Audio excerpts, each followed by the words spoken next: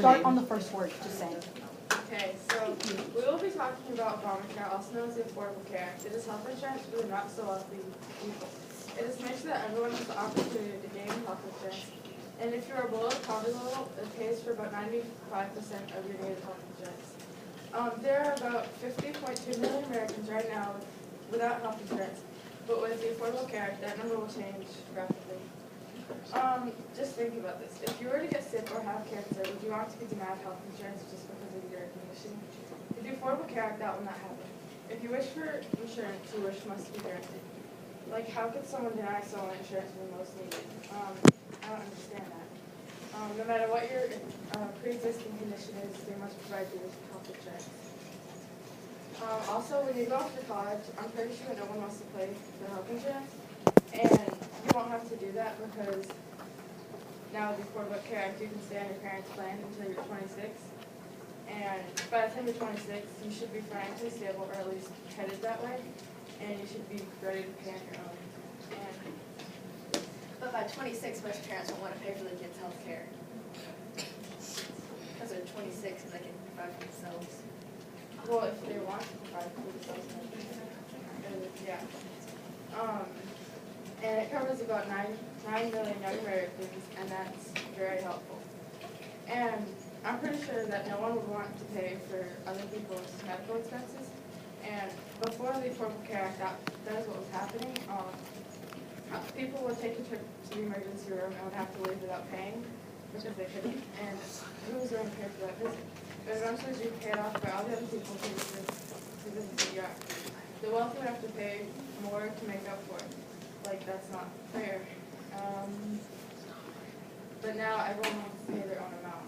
And like I said, Obamacare pays for 95% of needed health insurance if you're below the poverty level. Also, like with companies, like if it's a small business, it's cheaper and easier to get insurance. So I think that Obamacare, also known as the Affordable Care Act, is the best thing in our country dealing with health insurance.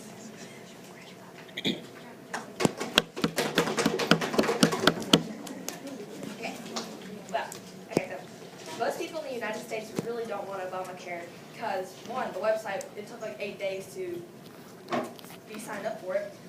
And countries all over the world use universal health care, and we're not one of them. So people in the United States, people say that we're one of the most powerful countries in the world, and since we don't use it, then that's a good thing, because we're doing a good job so far.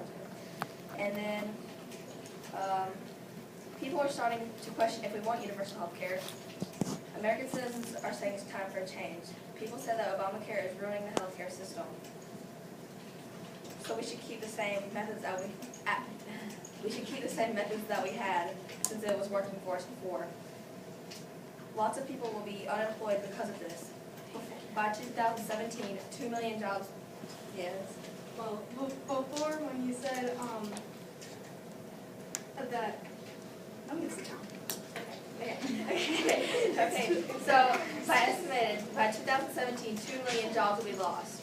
Remember the exercise in Mr. Gainey's class we had with the stack of money and how thick that wad of money was? Think how thick that wad of money was, and that's how many jobs will be lost. Wouldn't it be nice to have $2 million? Well, it would be nice to have 2 million jobs too. So, countries that use universal health care are Canada, Australia, Sweden, France, the United Kingdom, Germany, Japan, and the Netherlands, just to name a few.